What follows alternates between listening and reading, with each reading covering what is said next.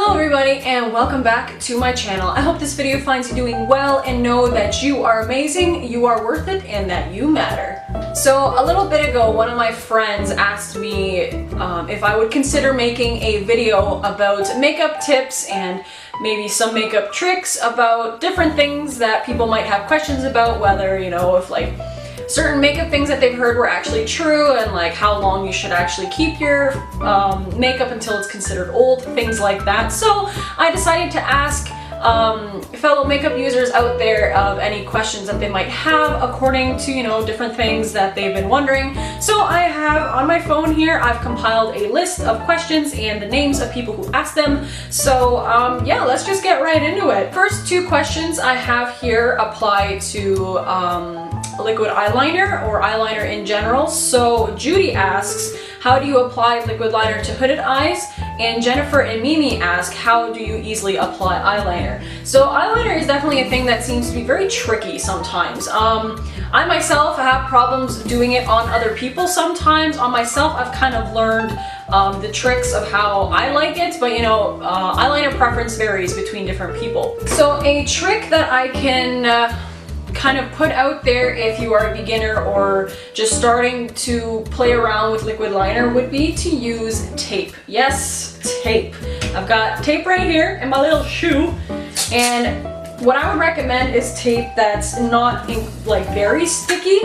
I have like, it's a cheap like Scotch tape. So we're just gonna use this, and what you are gonna want to do is take this piece of tape and put it like right along, I'm gonna try to do this with one hand, put it right along your lash line, kind of where you want the eyeliner to go, and then just kind of pat it down like that. And then it kind of gives you an idea of where your liner is gonna angle towards. And then you can take your liquid liner and just, what I often do is I start with the tip and just kind of drag it out towards there and then connect it at the middle there and then fill in the rest. Like so. This was very quick and I don't think I did it very correctly with how I normally do it, but this was just kind of an example I wanted to give you guys.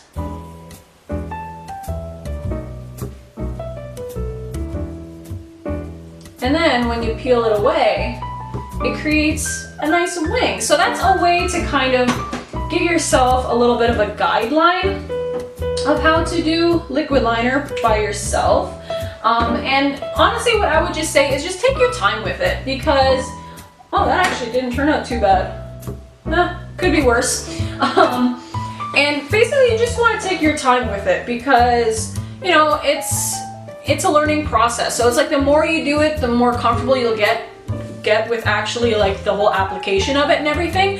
So just practice in your spare time when you don't have anything going on or something. Just take out your eyeliner and just practice.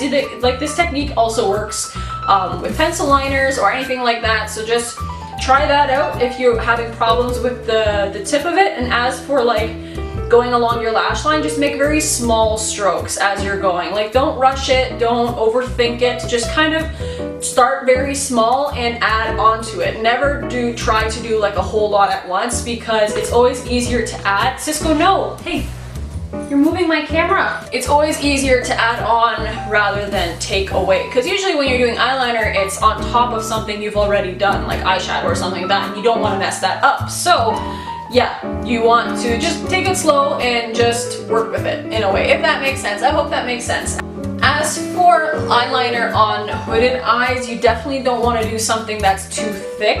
You want to keep the line along your lash line very thin, and the wing on the end should be a little bit smaller or going out a little bit more. You don't want to curve it up, because then depending on how hooded your eyes are, the curve will be hidden by the hood of your eyes. And also try to use smudge proof eyeliners. That way when you open your eyes, the eyeliner won't smudge everywhere, so it just kind of keeps it in place, if that makes sense. So I'm gonna try to do an example. Oh, and the eyeliner I'm using is the one that I usually use for all of my looks, and it is the Rimmel London Exaggerate Eyeliner.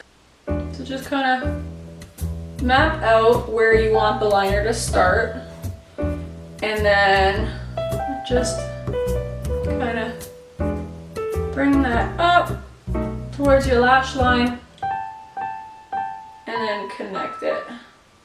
And just keep it very thin. This is kind of difficult for me because I already put mascara on and my lashes are getting in the way. Not the greatest example, I am not doing this right. It's hard for me to do makeup when I'm not wearing glasses or contacts, and my contacts broke, so I need to get new ones. So I apologize if my makeup is not up to par today. But yeah, just kind of don't angle the eyeliner up too much for hooded eyes, and just kind of keep it more angular and keep the wing a bit smaller. I hope that helps. I'm honestly not the greatest at explaining stuff, so I hope you guys bear with me and at least take the most out of this as you can. Now the next question is also from Jennifer, and it is, how can you easily apply mascara? Now mascara can be a scary thing sometimes because, I mean, you don't want to put this like bristly thing close to your eyes, right? Like it can be tricky, honestly, but a very easy thing is that you take the mascara out, you get off the excess so there's not too much on there, then you kind of hold it like this, and as you're applying it you kind of twist it up to kind of get the curl in there, and even wiggle it back and forth if you feel comfortable with that. You know, you just kind of start at the roots. Just go slow. Don't go quick because you don't want to be scared that you're going to poke yourself in the eye. You just want to start at the base and just wiggle upwards and kind of just work it in there. Take it slow. Even if blinking helps, you know, like to move it along, you can just kind of blink your eye and like twirl it as you're blinking, and then just kind of work it in there. You know, like start off with something, you know, light. You don't have to do something too dramatic, but then just build it up. And as for the lower lash line, you just want to look down a little bit into your mirror if you have one, and just lightly brush it along. If your lower lashes are like mine, mascara doesn't work very well. I have very tiny lashes. So next question is from Mimi. How long should you keep your mascara, foundation, blush, and eyeshadow before they are considered old? These guidelines I actually learned in school, and it's super helpful because we actually watched a video that showed us what exactly lived on our makeup products if we didn't take care of them properly or had them too long. The longer you keep your makeup products, and if you don't take care of them properly by sanitizing them and things like that, a lot of bacteria and germs stay on the surface. So imagine if you're using a blush and if you haven't like sprayed it down or cleaned it or anything like that, just think of like the bacteria that's living on your face and the bacteria that ends up being on here. You're transferring it between the two. So what you want to do is you can actually get cosmetic cleaners that come in spray bottles that you can spray to wipe them down, or you can actually use what I do is anything higher than 70% rubbing alcohol works to kill any of the bacteria or most of the bacteria that lives on your products and on your brushes. So what you want to do is you just want to spray your product, grab a paper towel or a clean cloth and just wipe it down, and you're good to go. Basically, you do that with brushes as well. Before you use them, you just give them a quick spritz on a clean towel, you just wipe them off, and then you're good to go. Of course, you want to give your brushes a deep clean at least once a week, but you know, if you're just quickly doing your own makeup, or for me when I'm doing other people's makeup, especially when it's brushes that I use for powders and stuff like that, it's super quick to just spritz them and you're good to go. As for actual expiration dates for makeup products, mascara is the one that you need to switch up most often. It is 3 to 6 months. You have a lot of sensitivity around your eyes, so you want to make sure that you're not putting any harmful bacteria that close to such a sensitive part of your body, especially being a makeup artist is also a super picky thing. I cannot use this mascara on other people because I've used it on myself. If I wanted to do mascara on someone else and say this was a brand new mascara, I take a disposable mascara wand, dip it in, and do their mascara, but I can never double dip even a disposable mascara wand. If I ever need more product, I have to grab another one. So it's like, you don't want to be transferring that bacteria from person to person because the eyes are such a sensitive part of your body and you want to protect them. Foundation and concealer is about a year, and eyeshadows and blush and different products like that can be 2 years, varying, it depends. But yeah, that's the basic guideline for things like that. I know for me, like, I do my makeup more often because it's kind of like a reputation thing. People knowing I'm a makeup student, I kind of have to do my makeup well most of the time. But I mean, like, for a person who uses makeup a lot, they're gonna need to buy more sooner than a year or 2 years even, but then there's those certain products that just tend to last longer. So just make sure that you switch out your products regularly, because you don't want to be putting something unhealthy on your skin, because that will it can affect your whole body, and it's like your skin is the biggest organ of your body and you want to make sure you take good care of it. I have another question here from Mimi, who actually was the one that suggested I do this video, so shout out to you, girl. But she asked, what is a healthy way to remove makeup? I know there's a lot of different like methods that people claim to work and that are like considered healthy ways to remove it, or all natural or things like that, but I myself haven't gotten around to testing out a lot of those things. I have this one product that I am absolutely in love with, and it is the all-in-one makeup removing cleansing lotion from Neutrogena. It removes all types of face, lip, and eye makeup, and so far it has proven true to its word. And not only that, because it is a makeup removing cleansing lotion, it leaves my skin feeling so soft and so wonderful without being irritating at all, because even for a lot of makeup removing products, or like makeup wipes more, even if they claim to be for sensitive skin, my skin tends to react in a not positive way. It gets very red, it gets dry, and sometimes even itchy. So one day, it was like 2 years ago that I think I found this product. I was looking for something that would be gentle on my skin, and I was willing to try almost anything at that point. And then I saw all-in-one makeup removing cleansing lotion. I'm like, well, if it says lotion, it can't be too harsh on my skin. And I read the ingredients and everything. I would definitely recommend trying to find this, and if you can't find it in stores, I'll provide a link in the description below if you guys want to check it out. But I honestly swear by this product. It works so well, and it's just so great for my skin. I would like to do like a whole tried and tested kind of, you know, like makeup removing methods video eventually, but I'm not sure when I'll get around to that, but it's definitely in the works. I have it on my list. Another question from Mimi is, what are some tricks to contouring? Now, contouring is a lot easier than one might think. Honestly, when people say contouring, it's super, like, it's intimidating in a way, because, you know, contouring seems to be a huge thing and has gotten to be more of a trending thing in the recent years. And I don't know, I am never one to like a lot of contouring. I don't like it when people try to change the whole shape of their face with contouring. Like, honestly, God made you the way you are. You shouldn't like feel the need to change a lot about your face. Like, you want to bring out natural features. You might want to cover up some blemishes or something like that, but I don't like it when people try to change their entire facial feature because they want to look beautiful. Like, you are beautiful the way you are, but like, I understand wanting to add certain things to your face. And what I usually do when it comes to contouring, I have a contouring kit from NYX right here. I take a brush, I take a little bit of a darker shade than my skin tone, and what I do is just, I go right here following my ear and just kind of sweep that down a little bit. I'm not going to do a lot now,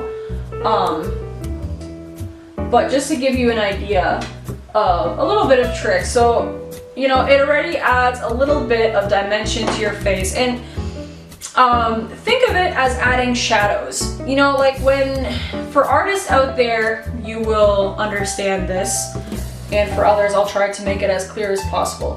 When you're drawing or something and you're adding shading, if you add shading, it makes it look like it's receding. But when you add highlight, it's bringing it out. And it's the same thing with contouring. If anything you're contouring, you're making that like recede. So it's like, makes it, you know, it casts a shadow on it. So say like what I'm doing now, is doing it on my cheekbones, it's gonna make, or underneath my cheekbones, it's gonna make my cheekbones pop out a little bit more to, you know, give the illusion of a slimmer face in a way.